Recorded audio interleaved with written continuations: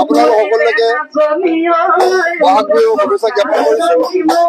আমাৰ বৃহত্তৰ বেতনী ফাৰ্ম অঞ্চলক সামৰি আমি বেতনী ফাৰ্ম কেন্দ্ৰীয় বহাগ বিহু উৎসৱ হিচাপে আমি গত 52 বছৰে আমি পালন কৰিছোঁ। এইবাৰ আমাৰ 53 সংখ্যক আৰু 53 সংখ্যক কেন্দ্ৰীয় বহাগী মেলা কৰি আমি 3 দিনীয়া কাৰ্যসূচী আমি উদযাপিত কৰিবলৈ লৈছোঁ।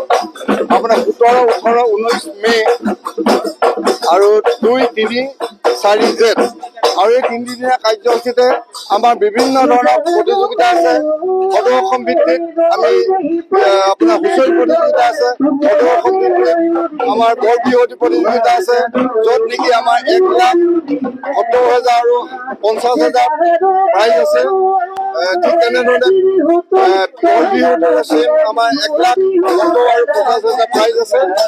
আমি 2 দিনৰ কাৰ্যসূচীত প্ৰথম দিনৰ কাৰ্যসূচীত আমি বিভিন্ন প্ৰতিযোগিতা অনুষ্ঠিত কৰিম।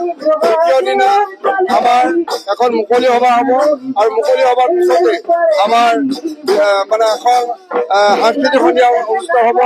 যিখন সাংস্কৃতিক সন্ধিয়াত আমাৰ অসমৰ বিখ্যাত আমাৰ অসমৰ খ্যাতনামা শিল্পী বিহু কাশ্যপ, গীতালি কাকতি, সুদীপ ৰঞ্জন আৰু আমাৰ অসমৰ ইমূৰৰ পৰা সিমূৰলৈ আপোনাৰ চাঞ্চল্য সৃষ্টি কৰা আমাৰ প্ৰিয়ম পল্লৱীৰ নেতৃত্বত এটা সাংস্কৃতিক দলে 45 মিনিট এটা অনুষ্ঠান পৰিৱেশন কৰিব। আৰু যিকেইটা অনুষ্ঠানত আমি ভাবিছোঁ যে আজি আমাৰ আহিবলগীয়া 53 সংখ্যক বিহু মেলা কেন্দ্ৰীয় বিহু মেলাখনে দেশৰ সৰ্বাংগ সুন্দৰ সাংস্কৃতিক সন্ধিয়া আমি অনুষ্ঠিত কৰিব পাৰিম।